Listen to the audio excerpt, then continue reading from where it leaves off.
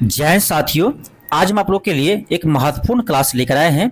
ये आपका है जो बीपीएससी आपका टीआरडी 1, टीआरडी 2 और टीआरडी 3 में आपका जितने भी आपके हिस्ट्री से प्रश्न पूछे गए उन प्रश्नों को आज हम करवाने वाले हैं। यानी आज आपका बीपीएससी टीआरडी 1, टीआरडी 2 और टीआरडी 3 के हिस्ट्री का प्रीवियस ईयर्स क्वेश्चन करवाने वाले हैं। ठीक है, और यह क्लास आपका टीआरडी 4 के लिए तो इंपॉर्टेंट है ही, साथ ही में यदि आप 71वीं बीपीएससी के एग्जाम देने जा रहे हैं तो आपको यह क्लास देखना चाहिए, क्योंकि आपका यहाँ का प्रश्न भी आपके सिविल सर्विस में क्वेश्चन पूछे जाते हैं। आगे दिखाएंगे कि 17वीं बीपीएससी में आपका टीचर वाले एग्जाम से प्रश्न पूछा गया है, और बहुत सारे क्वेश्चन ऐसा है जो आपका सिविल सर्विस का जो पेपर होता है उसमें से आपका टीआरडी में प्रश्न पूछा गया है, तो दोनों के लिए इंपॉर्टेंट है।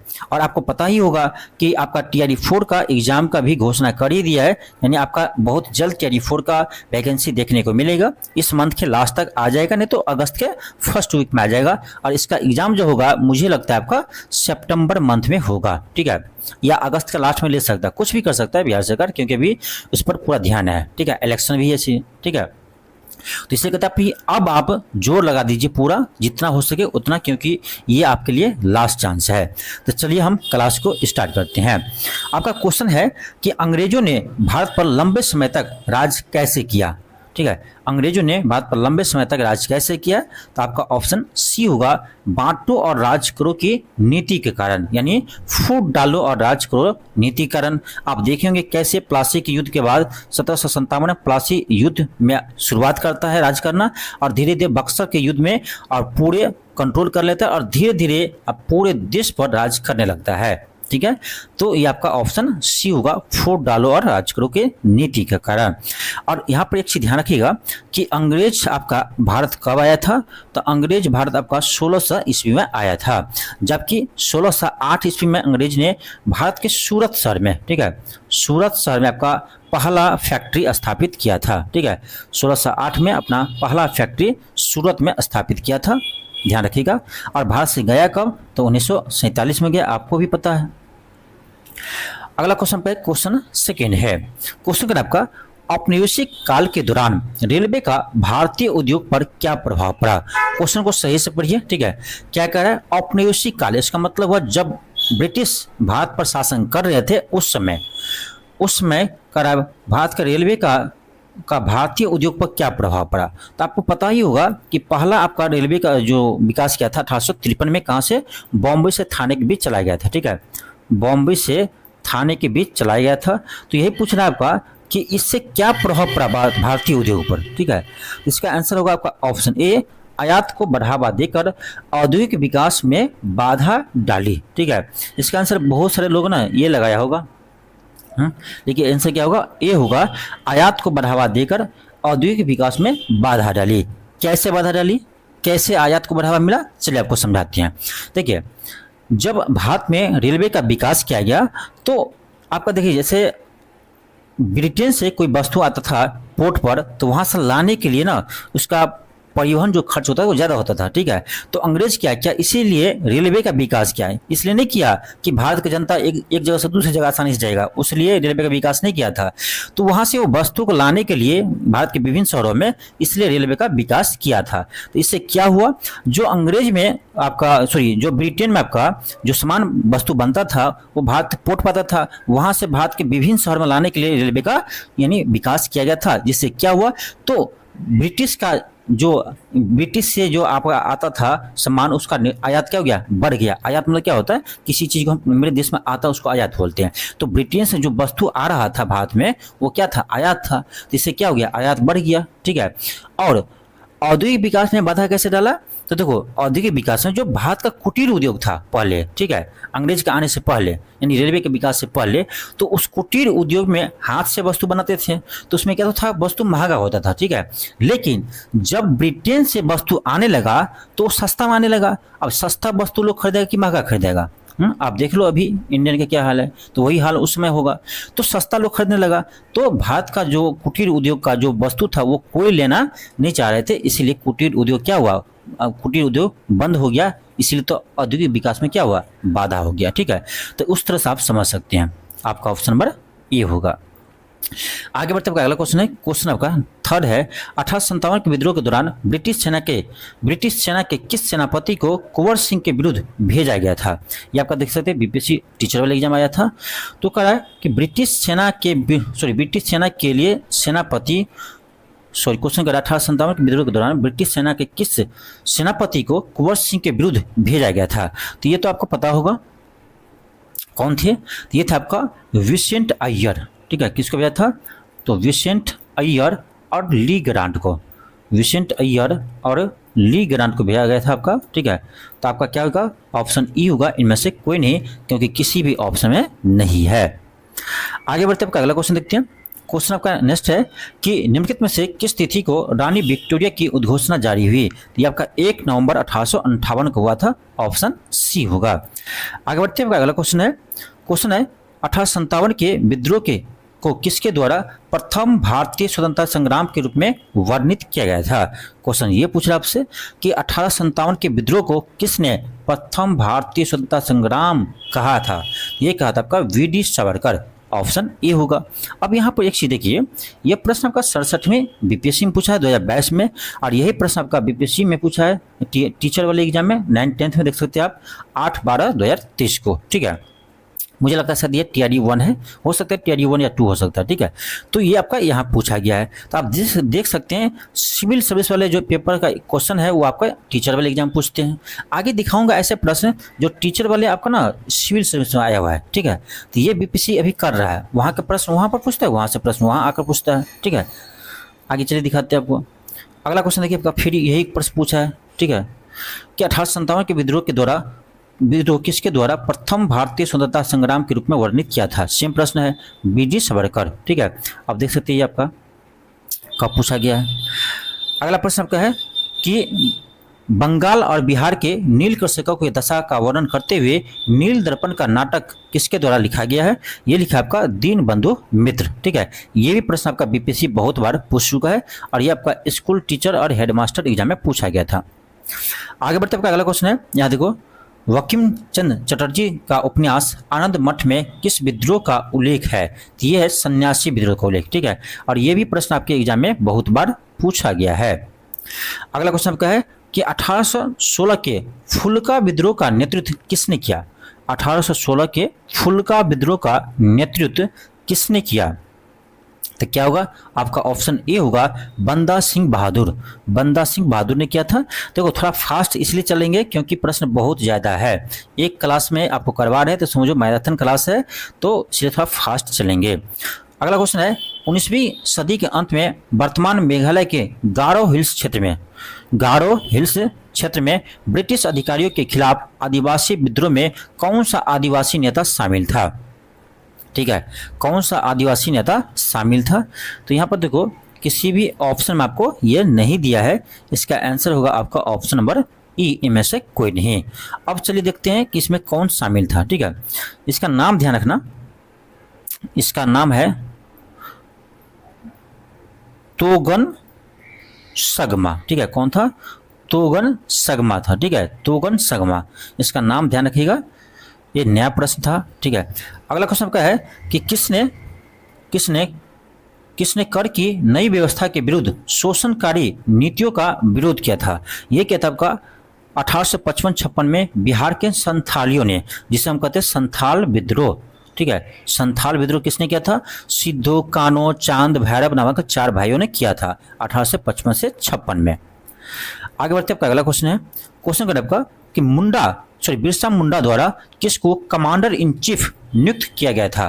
देखो इसका आंसर आपका ऑप्शन ई होगा, लेकिन बहुत सारे बुक में आपको इसका आंसर मिलेगा गया मुंडा, ठीक है, जो गलत है। अब ध्यान से देखिए क्या पूछ रहा है कि बिरसा मुंडा द्वारा किसको कमांडर इन चीफ नियुक्त किया था। तो इसका आंसर जो बीपीएससी दिया है वो ई दिया है, कह रहा है कि बिरसा मुंडा ने किसी को भी कमांडर इन चीफ घोषित नहीं किया था, जबकि खुद ही वो कमांडर थे, ठीक है। तो आपका ऑप्शन ई होगा, ध्यान रखिएगा बीपीएससी के अकॉर्डिंग।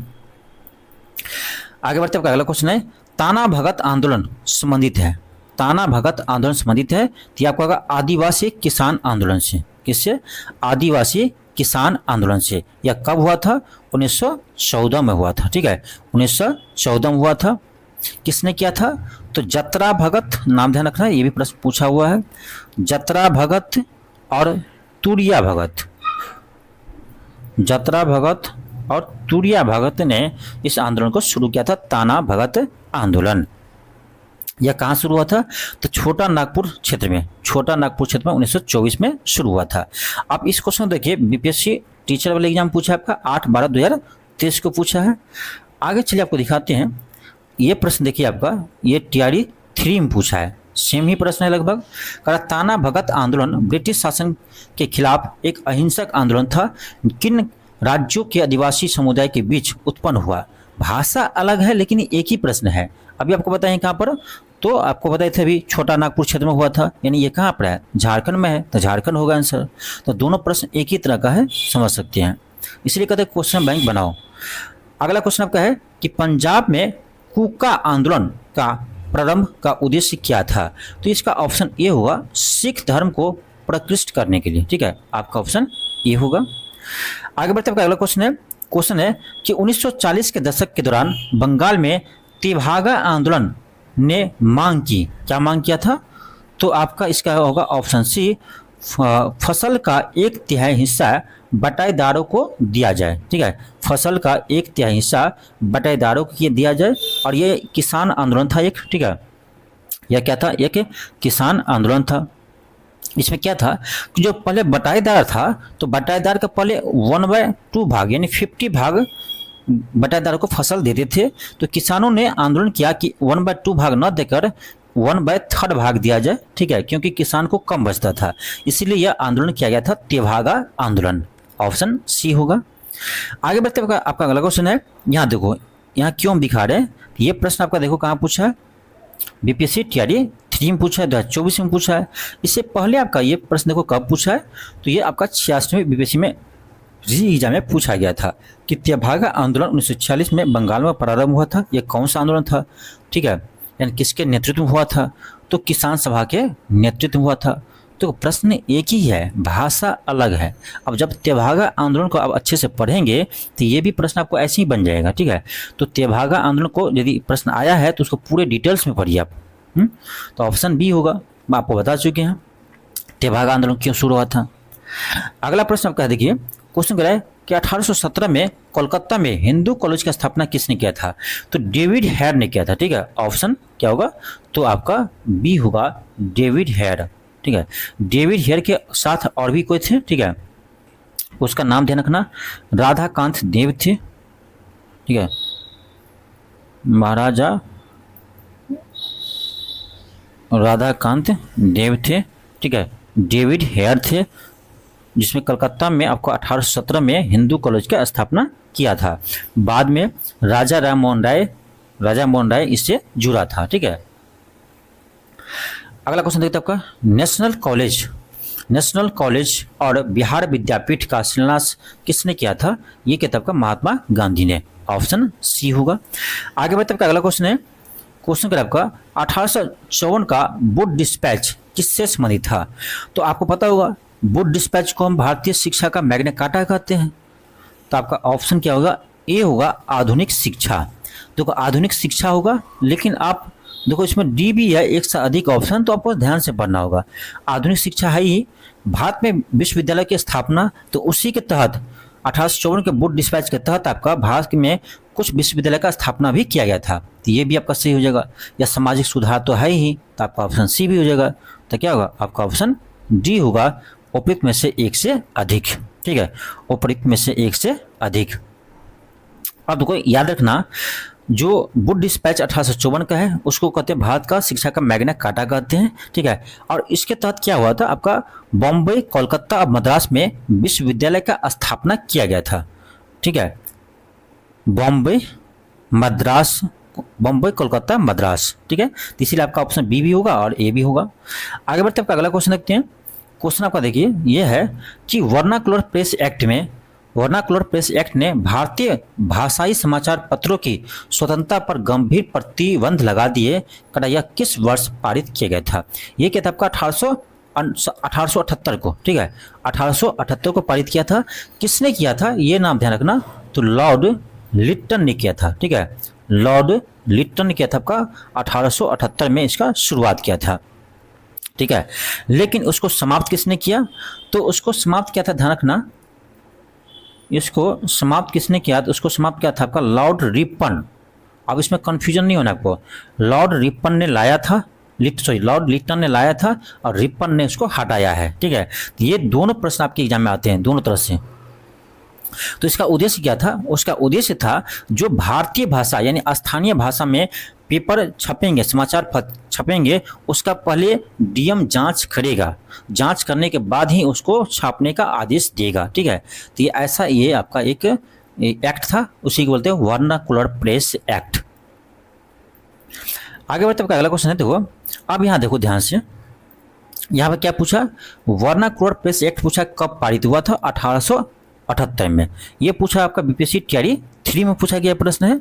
अब देखो ये प्रश्न इससे पहले कब पूछा है, यहाँ देख सकते हैं, ये प्रश्न अपना वर्नाकुलर प्रेस एक्ट के बारे में पूरे डिटेल्स में पूछा है 69वें बीपीएससी में। तो आप देख सकते हैं यहाँ भी क्वेश्चन रिपीट किया है, बोल सकते हैं रिपीट किया, क्योंकि जब आप एक बार यहाँ पर डिस्कस कर लिए रहते हैं तो ये प्रश्न आपको आसानी से वहाँ पर बन जाता है, ठीक है। यहाँ देखो कह रहा है इसे लॉर्ड लिट्टन द्वारा अधिनियमित किया गया था, अभी आपको बताए हैं। इसे गैंगिंग अधिनियम के नाम से भी जाना जाता है, ये भी सही है। इस अधिनियम को लॉर्ड रिपन ने निरस्त किया था, ये भी आपको बताए हैं। तो देखो आप ये क्वेश्चन आपको 69वें बीपीएससी में पूछा गया, बहुत ही शानदार। तो आपका ऑप्शन नंबर ए हो जाएगा 1, 2 और 3। तो इस चीज़ को समझिए, क्वेश्चन बैंक के वैल्यू को समझिए आप लोग, ठीक है। अगला क्वेश्चन है एशियाटिक सोसाइटी ऑफ बंगाल की स्थापना किसके द्वारा किया गया था? तो सर विलियम जोन्स ने किया था, ऑप्शन ए होगा। आगे बढ़ते आपका अगला क्वेश्चन है कि राष्ट्रवादियों के दैनिक समाचार पत्र द इंडियन नेशन का प्रकाशन कब हुआ था? द इंडियन नेशन का प्रकाशन कब हुआ था? तो ये आपका हुआ था 1831 में, ठीक है, ऑप्शन बी होगा। आगे बढ़ते आपका अगला क्वेश्चन है नव भारत का पैगंबर या तारा किसे कहते हैं? तो राजा राममोहन राय को कहते हैं, ठीक है, राजा राममोहन राय को कहते हैं। क्यों कहते हैं? क्योंकि इसी का देन है कि भारत में जो इतने कुप्रथा थे उसको समाप्त किया गया था, ठीक है। तो आपका ऑप्शन ए होगा। अब देखो ये प्रश्न कब पूछा है? आपका बीपीएससी 26/8/2023 में पूछा है, ठीक है। अब देखो यही प्रश्न आपको इससे पहले भी पूछा हुआ है, आप देख सकते हैं यहाँ पर कि भारतीय पुनर्जागरण का आंदोलन के पिता कौन है? तो ये सेम ही आपका है, पुनर्जागरण के पिता कहिए या पैगंबर कहिए, सारा प्रश्न आपका एक ही है। तो ये क्या होगा? राजा राममोहन राय होगा। ये प्रश्न को कब पूछा है? 53 से 55वें बीपीएससी 2011 में प्रश्न पूछा है। अब 2011 के प्रश्न को उठा करके आपका 2023 में ये टीचर वाले एग्जाम में पूछ दिया है, थोड़ा सा लैंग्वेज चेंज करके, ठीक है। इसलिए कहते हैं आपको क्वेश्चन बैंक बनाइए, 5 बार बनाइए, 10 बार बनाइए, एक प्रत्येक क्वेश्चन आपको जी पर आना चाहिए। तो अब देखिए सिलेक्शन नहीं होता तो फिर हमको बताना आप फिर हमको बताना कि सर मेरा सिलेक्शन नहीं होता है। अगला क्वेश्चन देखिए आपका 1912 में पटना में होने वाली भारतीय राष्ट्रीय कांग्रेस के अधिवेशन के अध्यक्ष कौन थे? ये था आपका RN मोघलकर, ठीक है, ऑप्शन ए होगा, RN मोघलकर थे।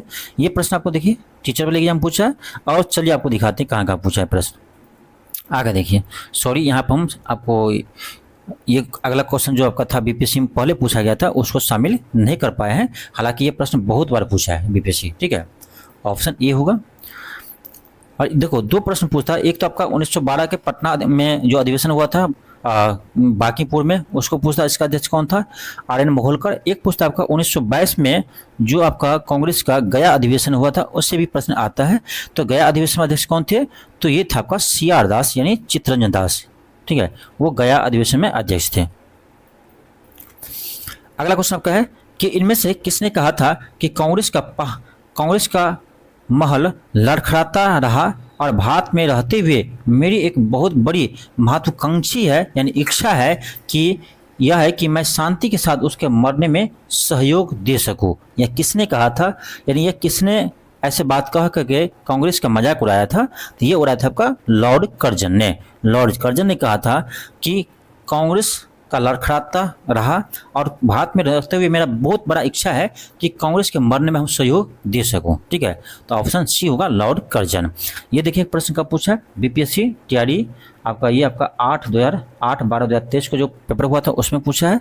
अब चलिए दिखाते ये प्रश्न इससे पहले कब पूछा है, यहाँ देख लीजिए। सेम क्वेश्चन है। मुझे विश्वास है कि कांग्रेस अपने विनाश की तरफ जा रही है और मेरी यह बहुत बड़ी इच्छा है भारत में रहते हुए होगी कि इसके शांतिपूर्ण निधन के लिए इसका सहायक बन सकूं।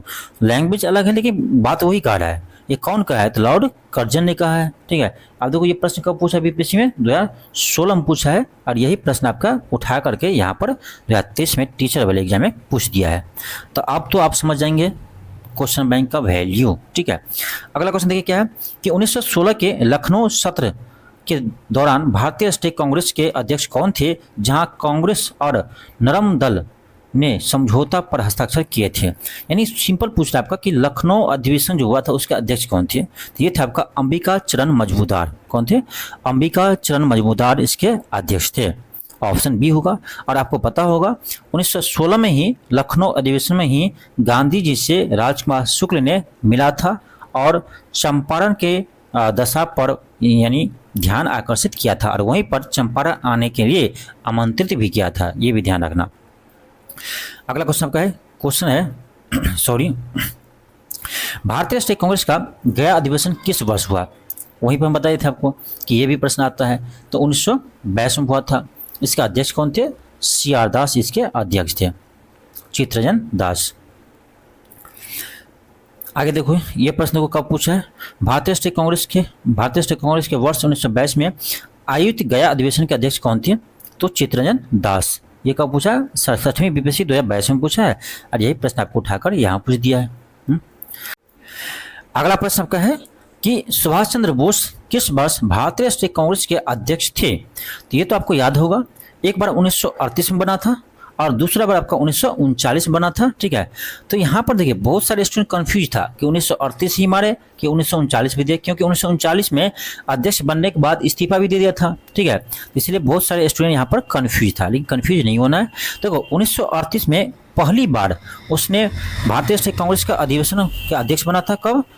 तो हरिपुरा अधिवेशन में। ठीक है, कहाँ पर? हरिपुरा अधिवेशन में अध्यक्ष बना था, वो भी निर्विरोध बना था। ठीक है, निर्विरोध चुना गया था। दूसरी बार कब बना था?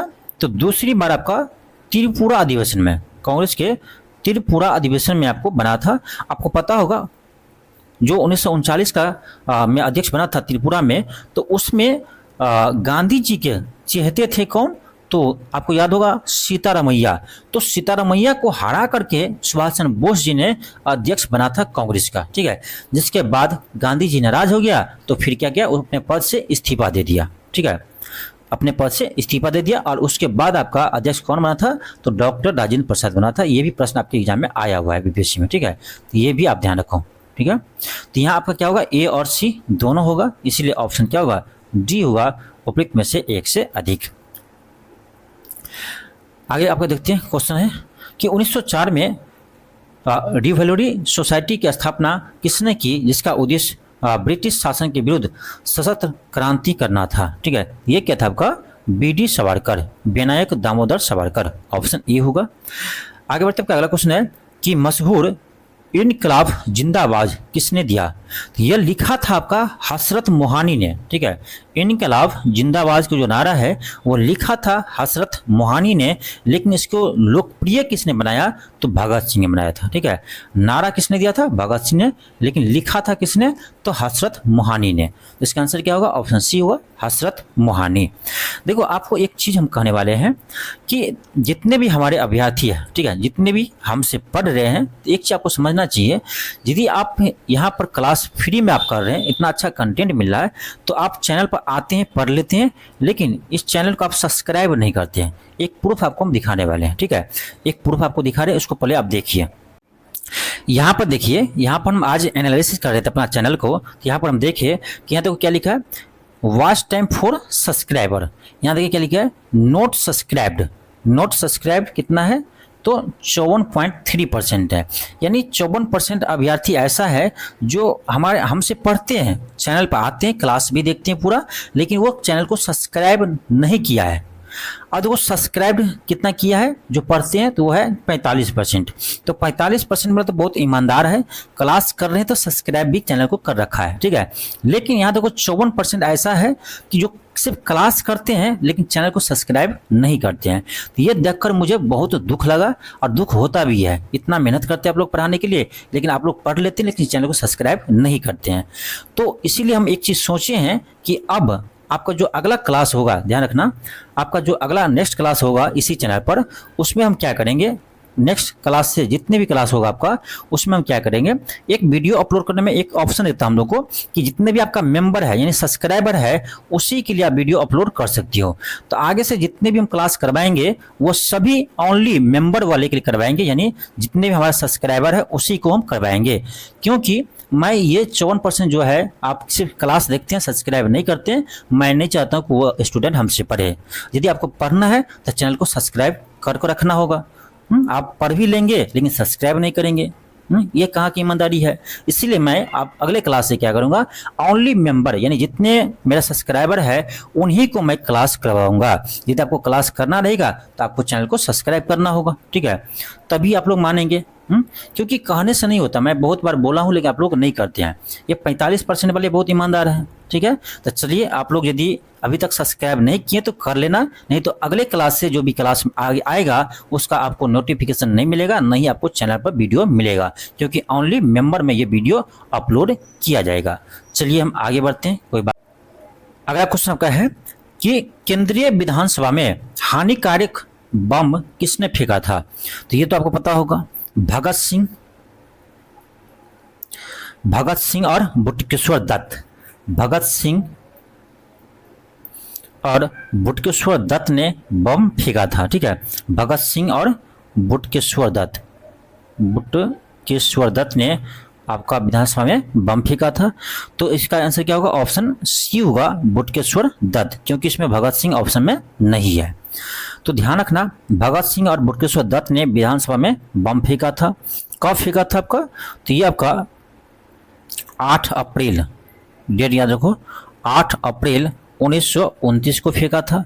और इसका उद्देश्य था सिर्फ अंग्रेज सरकार को जगाना, न कि किसी को हत्या करना, ठीक है।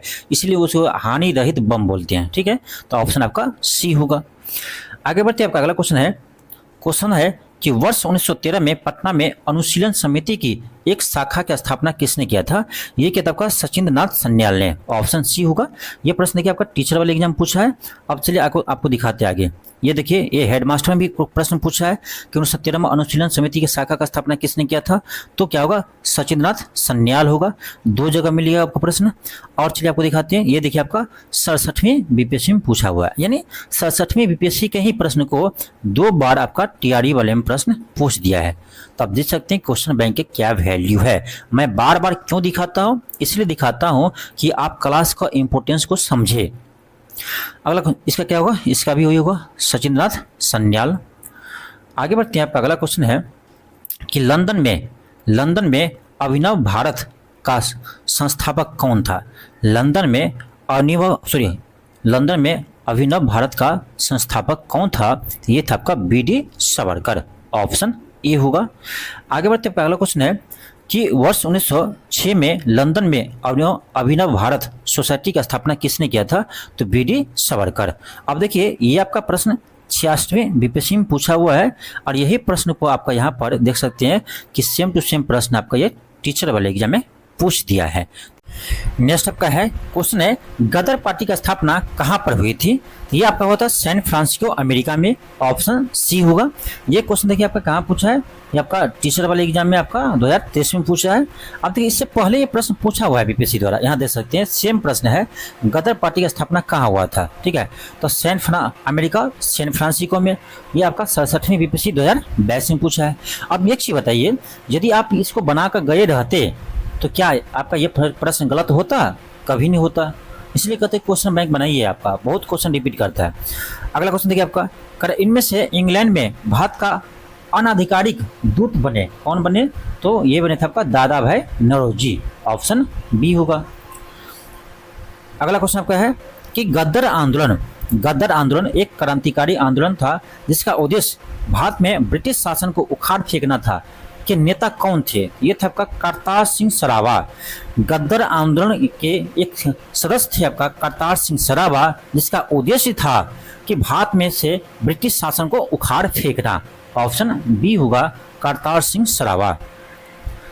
आगे बढ़ते आपका अगला क्वेश्चन है कि प्रथम बार संघर्ष के तरीके के रूप में स्वदेशी और बहिष्कार भारत में कब अपनाया गया था? ये तो आपको पता होगा। कब अपनाया था? तो बंगाल विभाजन के समय में।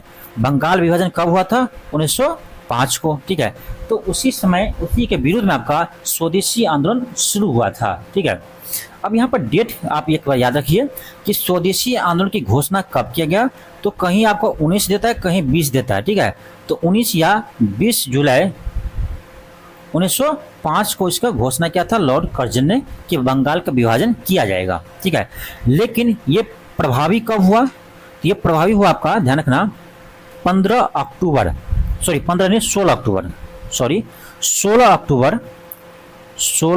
1905 को यह प्रभावी हो गया।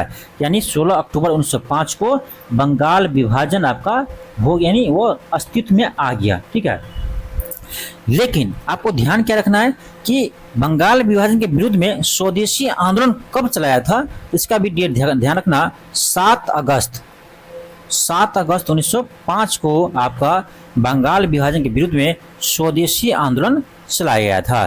तो इस डेट को भी आप ध्यान रखिएगा। ये तीनों डेट से प्रश्न आपके एग्जाम में आते हैं। ठीक है, तीनों डेट से।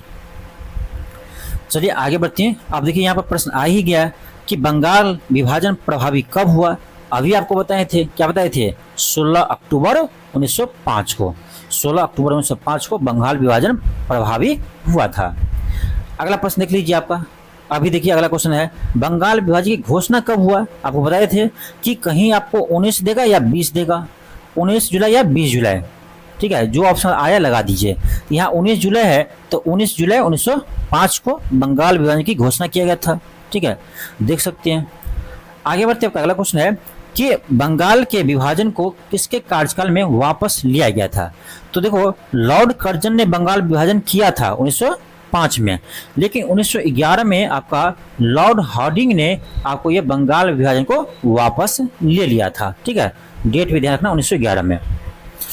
अगला क्वेश्चन आपका है कि मुस्लिम लीग द्वारा किस तिथि को मुक्ति दिवस मनाया गया था? किस तिथि को मुक्ति दिवस मनाया गया था? ठीक है, तो ये डेट याद रखना आप। इसका हो जाएगा 22 दिसंबर 1939। 22 दिसंबर 1939 को मुस्लिम लीग ने मुक्ति दिवस मनाया था। ऑप्शन ए होगा। क्यों मनाया था? क्योंकि उस दिन कांग्रेस के सभी, यानी केंद्रीय या स्थानीय निकाय से सभी नेता ने क्या दिया? इस्तीफा दे दिया था। इसीलिए खुशी के रूप में मुस्लिम लीग मुक्ति दिवस मनाया था। ठीक है, आगे बढ़ते अगला क्वेश्चन है कि भारतीय राष्ट्रीय कांग्रेस के लिए किस अधिवेशन में चंपारण समस्या चर्चा का विषय बना? ये तो आपको बता चुके हैं। लखनऊ अधिवेशन जो आपका 1916 हुआ था। ठीक है, 1916 हुआ था, उसी में आपका राजकुमार शुक्ल ने गांधी जी से मिला था, वहां पर चंपारण की समस्या पर चर्चा किया था। अब किसी भी ऑप्शन में नहीं है, तो ऑप्शन ई होगा, उपयुक्त में से कोई नहीं। ठीक है, लखनऊ अधिवेशन 1916 ध्यान रखिएगा। अगला क्वेश्चन आपका है, लखनऊ पैक्ट कब हुआ था? ये आपका 1916 हुआ था, लखनऊ समझौता। ऑप्शन क्या होगा? बी होगा। आगे बढ़ते आपका अगला क्वेश्चन है कि 1915 में होम रूल लीग की किसने प्रारंभ किया था? 1915 में पूछा आपसे। ठीक है, तो सबसे पहले आपका एनी बेसेंट ने किया था। ऑप्शन बी होगा, एनी बेसेंट। ठीक है, एनी बेसेंट ने आपका 1915 में होम रूल लीग की स्थापना किया था। कहाँ पर किया था? तो मद्रास में। ठीक है, मद्रास में किया था। उसके बाद आपका बाल गंगाधर तिलक ने किया था। ठीक है, उसके बाद आपका बाल गंगाधर तिलक ने होम रूल लीग की स्थापना किया था, बॉम्बे के छोड़ करके। ठीक है, अन्य जगह पर। आगे बढ़ते आपका अगला क्वेश्चन है कि गांधी जी को विशेष रूप से चंपारण आने और वहां के कृषकों की दयनीय स्थिति को देखने के लिए अनुग्रह किया था, तो राजकुमार शुक्ल ने किया था। अब देखिए, ये बहुत बार रिपीट किया। एक तो यहाँ प्रश्न आया है। ठीक है, आगे देखो, आगे आपका ये भी प्रश्न आया है। देखो, कि चंपारण आने के लिए गांधी जी को किसने राजी किया था? बात एक ही है, राजकुमार शुक्ल। दो बार देख लिए, क्वेश्चन रिपीट किया है। और देख लीजिए आपका अगला क्वेश्चन देखिए, राजकुमार शुक्ल ने, अब घुमा कर पूछा है कि राजकुमार शुक्ल ने किस नेता को बिहार आने के लिए आमंत्रित किया था? तो किसको किया था? गांधी को, ठीक है, गांधी जी को किया था। तो ये आपका किसी ऑप्शन में नहीं है, तो ऑप्शन ई होगा, इनमें से कोई नहीं। 3 बार क्वेश्चन रिपीट किया। और चलिए दिखाते हैं, ये देखिए, किसने यूरोपियन नील बागान मालिकों को द्वारा किसानों के शोषण का तरफ गांधी जी का ध्यान आकर्षित किया? भाषा चेंज है, क्वेश्चन वही है, राजकुमार शुक्ल। अब देखिए ये तो बहुत बार क्वेश्चन रिपीट किया, लेकिन पहली बार कब आया था? ये आपका पीसीएस 2016 में प्रश्न पूछा गया है, उसी को टीचर वाले एग्जाम में 4 बार प्रश्न रिपीट कर दिया है। आगे देखिए आपका अगला क्वेश्चन है कि 1918 में अहमदाबाद के मिल मालिकों और मजदूरों के मध्य विवाद में किसने हस्तक्षेप किया था? ये क्या था आपका? गांधी जी ने। ऑप्शन ए होगा। नेक्स्ट क्वेश्चन आपका है कि भारत में वह महान एकत्रकर्ता जिसने केवल दूसरों की सहिष्णु ही नहीं बनाया, अपितु उनको अपने मित्र और साथियों में आपसी जिम्मेदारी के साथ भी स्वीकार करवाया था, यह किसने कहा? ठीक है, यह कथन का पूछ रहा है आपसे कि यह कथन किसने कहा? ठीक है, यह कथन किसने कहा? तो याद रखना, यह कथन जो कहा है वो कहा है आपका पंडित जवाहरलाल नेहरू। ठीक है, जवाहरलाल नेहरू ने कहा है। किसके बारे में कहा? ठीक है, पंडित जवाहरलाल नेहरू ने कहा था। किसके बारे में? तो गांधी जी के बारे में कहा था। ठीक है, गांधी जी के बारे में कहा था। तो ऐसे होता था, कभी नेहरू गांधी जी का तारीफ कर दिया, कभी गांधी जी नेहरू जी का तारीफ कर दिया, वही चल रहा था पूरे देश में। ठीक है, तो आपका ऑप्शन क्या होगा? इसका ऑप्शन ई होगा, इनमें से कोई नहीं, इनमें से कोई नहीं। आगे बढ़ते हैं, पहला क्वेश्चन है कि महात्मा गांधी के राजनीतिक गुरु कौन थे? ये थे आपका एमजी रनाडे। ऑप्शन बी होगा। अगला क्वेश्चन आपका है, एक सेकेंड, क्वेश्चन है कि प्रथम विश्व युद्ध के दौरान जिस ब्रिटिश नीति का उद्देश्य भारत में असहमति को दबाना और नागरिक स्वतंत्रता को कम करना था, ये था आपका रॉलेट एक्ट। रॉलेट एक्ट जो लाया था उसका उद्देश्य यही था। ठीक है, आपका ऑप्शन सी होगा।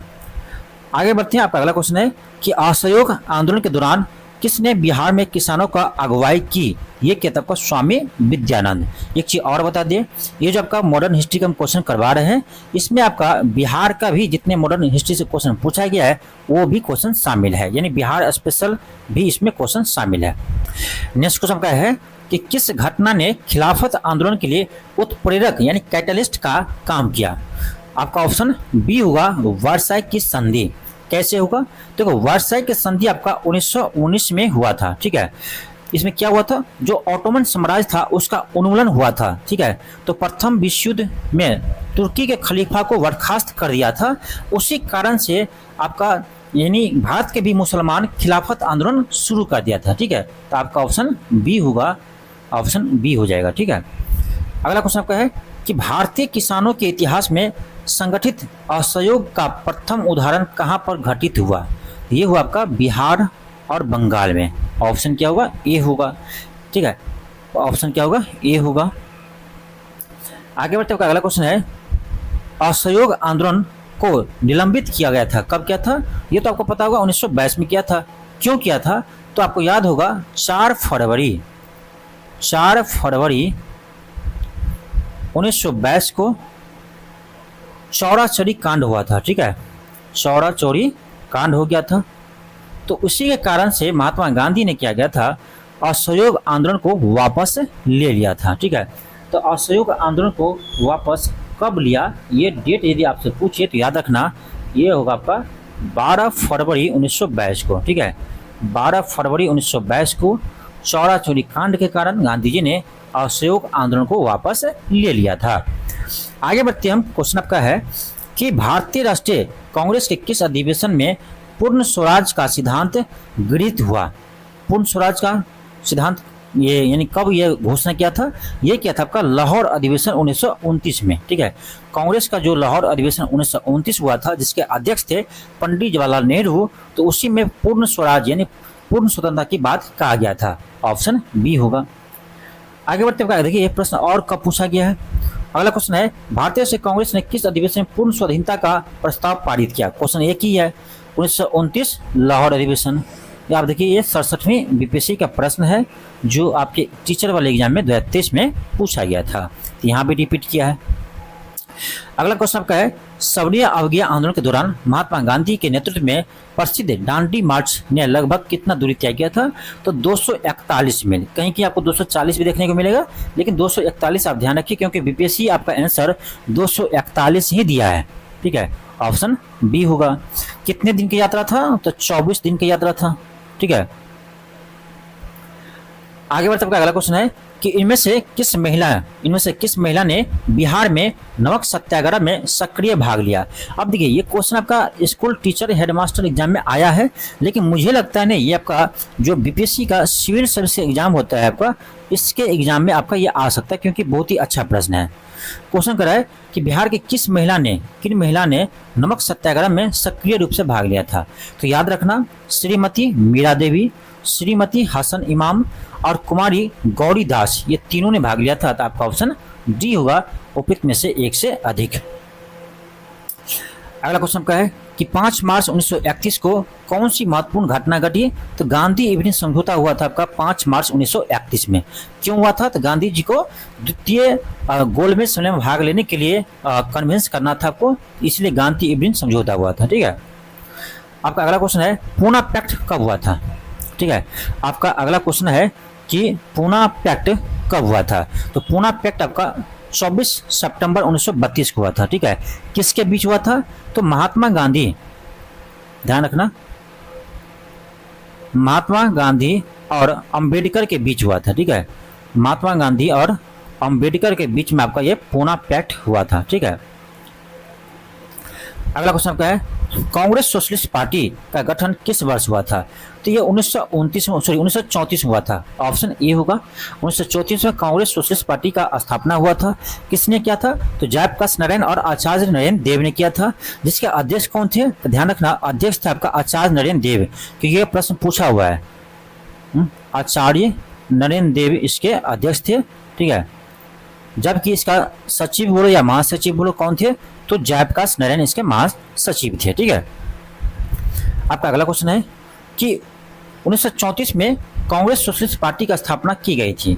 अब देखो क्या होगा, ऑप्शन सी होगा, जयप्रकाश नारायण और आचार्य नरेन देव, ऑप्शन सी हो जाएगा। आप देख सकते हैं ये प्रश्न आपका 66 में बीपीएससी में पूछा गया था। ठीक है, 66 बीपीएससी में पूछा गया था। अब यही प्रश्न आपका यहाँ पर देख सकते हैं टीआरडी 3 में पूछा है। लैंग्वेज अलग है, क्वेश्चन एक ही है। आपका अगला क्वेश्चन है कि बॉम्बे में कांग्रेस द्वारा भारत छोड़ो प्रस्ताव कब पारित किया था?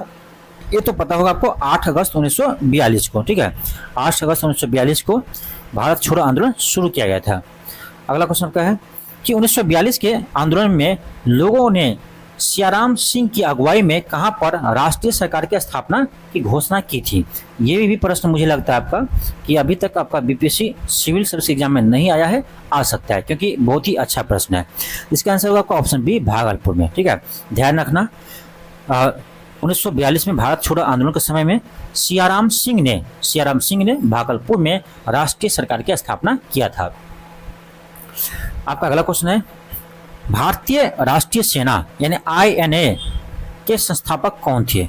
इस ऑप्शन देखा जाए तो आपका होगा मोहन सिंह। ठीक है, मोहन सिंह भाखना क्या थे? इसके संस्थापक थे। ठीक है, तो याद रखना कैप्टन मोहन सिंह भाखना और रास बिहारी बोस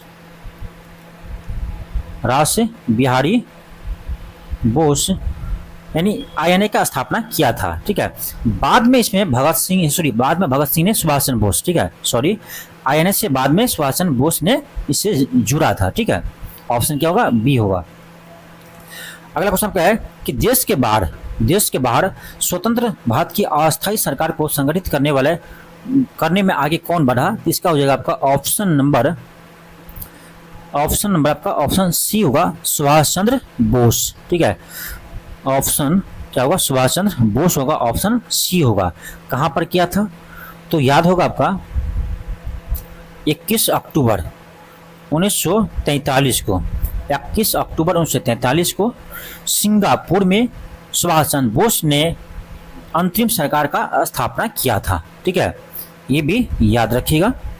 आगे बढ़ते अगला क्वेश्चन है कि रॉयल इंडियन नेवी विद्रोह जिसे बॉम्बे विद्रोह के नाम से जाना जाता है वह किस वर्ष हुआ था?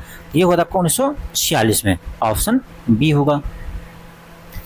आगे बढ़ते हुए अगला क्वेश्चन है कि वर्ष 1946 में बनी अंतरिम सरकार में डॉक्टर राजेंद्र प्रसाद के पास कौन सा विभाग था? ये था आपका खाद्य एवं कृषि विभाग। ठीक है, ये भी प्रश्न बहुत बार बीपीएससी ने पूछा है। अगला क्वेश्चन है आपका, भारत सरकार अधिनियम 1935 को किसने गुलामी का चार्टर बताया था? तो ये बताया था आपका सुभाष चंद्र बोस ने। ध्यान रखना, भारत सरकार अधिनियम 1935 को किसने गुलामी का चार्टर बताया? तो सुभाष चंद्र बोस ने बताया। नेहरू ने क्या बताया था? तो नेहरू ने बताया था कि हमें एक ऐसा एक ऐसा गाड़ी दिया गया है जिसमें ब्रेक तो है लेकिन इंजन ही नहीं है। ठीक है, ये कहा था जवाहरलाल नेहरू ने। ये भी प्रश्न पूछते हैं, याद रखना। हमें एक ऐसा गाड़ी दिया, यानी हमें एक ऐसा गाड़ी दिया है जिसमें ब्रेक तो है लेकिन इंजन ही नहीं है। अगला क्वेश्चन आपका है, मोदीमन कमेटी को किसकी कार्य प्रणाली पर रिपोर्ट देने के लिए नियुक्त किया गया था? मोदीमन कमेटी, तो याद रखना द्वैध प्रणाली के कार्य प्रणाली पर। ठीक है, ऑप्शन बी होगा। आपका अगला क्वेश्चन है कि निम्न में से कौन सी कथन सही है? निम्न में से कौन सी कथन सही है? तो राजा राममोहन राय नवीन शिक्षा के अग्रणी थे। राजा मोहन राय नवीन शिक्षा के अग्रणी थे। स्वामी दयानंद ने भारतीयों के लिए नारा दिया था। ये तो बिल्कुल सही है। विवेकानंद ने विश्व धर्म संसद में भाग लिया था। ये भी सही है। तो आपका ऑप्शन नंबर डी होगा, उपयुक्त में से एक से अधिक। उपयुक्त में से एक से अधिक, ऑप्शन ए भी सही है। राजा मोहन राय नवीन शिक्षा के अग्रणी थे। ठीक है, ऑप्शन डी होगा, उपयुक्त में से एक से अधिक। आगे बढ़ते हैं, अगला क्वेश्चन है। क्वेश्चन कर आपका, राष्ट्रवाद की आध्यात्मिक दिशा किसके द्वारा लोकप्रिय बनाया गया? ये बनाया था आपका स्वामी विवेकानंद जी। ठीक है, ऑप्शन सी होगा। अगला क्वेश्चन आपका है कि प्रथम विश्व युद्ध में भारत के व्यापार संतुलन को कैसे प्रभावित किया? यानी क्वेश्चन ये पूछ रहा है कि प्रथम विश्व युद्ध भारत के व्यापार को कैसे प्रभावित किया, ये आपसे प्रश्न पूछ रहा है। तो निर्यात में कमी के कारण व्यापार में घाटा हुआ। ऑप्शन ए होगा। ठीक है, आगे बढ़ते हुए अगला क्वेश्चन है कि बिहार समाजवादी पार्टी का गठन किसने किया था? तो आपका ऑप्शन के अनुसार देखिए तो ऑप्शन बी हो जाएगा, फूलन प्रसाद वर्मा और जयप्रकाश नारायण। फूलन प्रसाद वर्मा, जयप्रकाश नारायण ने समाजवादी पार्टी का स्थापना किया था। ठीक है, आगे बढ़ते हुए अगला क्वेश्चन है कि बिहार प्रोविंशियल कांग्रेस कमेटी यानी बिहार प्रांतीय कांग्रेस कमेटी जिसका मुख्यालय पटना में है का गठन कब हुआ था? इसका गठन कब हुआ था? इसका गठन हुआ था 1908 में। ऑप्शन ए होगा। और इसके अध्यक्ष कौन थे? ध्यान रखना, इसके अध्यक्ष थे सैयद अली इमाम। ठीक है, सैयद अली इमाम इसके अध्यक्ष थे। नेक्स्ट आपका क्वेश्चन है कि कौन सा समझौता भारत और चीन के बीच सीमा मुद्दे को हल करने में विफल रहा जिससे अंततः संघर्ष हुआ? यह था आपका पंचशील समझौता। ठीक है, जो आपका 1954 में हुआ था और इसी कारण से आपका 1962 में भारत चीन युद्ध हो गया था। ठीक है, भारत चीन युद्ध हो गया था। तो आपका ऑप्शन सी होगा। आगे बढ़ते आपका अगला क्वेश्चन है कि SSI के पहले निर्देशक कौन थे? आपका ऑप्शन सी होगा, अलेक्जेंडर कनिंघम थे। आगे बढ़ते अगला क्वेश्चन है कि मुस्लिम लीग ने प्रत्यक्ष कार्यवाही दिवस कब मनाया? आपको ये प्रश्न पहले दिखाए होंगे, आपको याद होगा। ये आपका बीपीएससी टीआरई 3 में ये प्रश्न पूछा गया था। ठीक है, टीआरई 3 या 2 में पूछा गया था। आप इसी क्लास में पहले देखे थे और यही प्रश्न आपका 17वीं बीपीएससी में पूछ दिया है। तो आप देख सकते हैं कि टीचर वाले एग्जाम से सिविल सर्विस वाले एग्जाम में भी प्रश्न आते हैं। ठीक है, ऐसा नहीं है कि नहीं आते हैं। तो क्या होगा? 16 अगस्त 1946 प्रत्यक्ष कार्यवाही दिवस। अगला क्वेश्चन आपका है कि 1901 में दादा भाई नौरोजी की पुस्तक poverty and British rule in India के प्रकाशन में सहायक भूमिका निभाई। किसके प्रकाशन में सहायक भूमिका निभाई? तो आपका ऑप्शन ए होगा, ब्रिटिश उपनिवेशवाद द्वारा भारत के आर्थिक शोषण पर प्रकाश डालना। यानी ब्रिटिश उपनिवेशवाद द्वारा भारत का जो आर्थिक शोषण हो रहा था उसका उजागर दादा भाई नौरोजी ने poverty and un British rule in India पुस्तक में किया था। ठीक है, ये बीपीएससी टीआरई 3 प्रश्न पूछा है और बहुत ही बेहतरीन प्रश्न है और इससे पहले भी प्रश्न आ चुका है। आप देख सकते हैं। देखिए, अब यहाँ पर दिखाते हैं। यहाँ देखिए, ये आपका प्रश्न कब पूछा है? तो बीपीएससी टीआरई 3 में प्रश्न पूछा है। और यही प्रश्न आपका यहाँ पूछा गया आपका बीपीएससी 17वीं बीपीएससी के री एग्जाम में। देख लीजिए यहाँ भी कि वहाँ से प्रश्न आपका यहाँ सिविल सर्विस में पूछा है कि poverty and un-British rule in India का पुस्तक किसने लिखा था? दादा भाई नौरोजी। आगे चलिए देखते हैं कि भारत के स्वतंत्रता आंदोलन के दौरान गहन राष्ट्रवादी विचारों को किस समाचार पत्र के द्वारा प्रकाशित किया जाता था? ठीक है, इसका होगा आपका अमृत बाजार पत्रिका। अमृत बाजार पत्रिका, ठीक है, ऑप्शन नंबर ए होगा। अमृत बाजार पत्रिका के संपादक कौन थे? ये था आपका शिशिर कुमार घोष, ध्यान रखना सॉरी, ये था आपका शिशिर कुमार घोष और मोतीलाल घोष। मोतीलाल नेहरू मत मार देना, ठीक है, मोतीलाल घोष थे। शिशिर कुमार घोष और मोतीलाल घोष ने इस पत्रिका का प्रकाशन किया था, अमृत बाजार पत्रिका। आगे बढ़ते आपका अगला क्वेश्चन है, इंडिया डिवाइडेड पुस्तक के लेखक कौन है? तो यह आपका doctor Rajendra Prasad, option B होगा। आपका अगला क्वेश्चन है कि 1878 में द हिंदू अखबार का स्थापना किसने की, जो भारतीय राष्ट्रीय आंदोलन के दौरान जनमत को आकार देने में प्रभावशाली रहा? कौन किया था?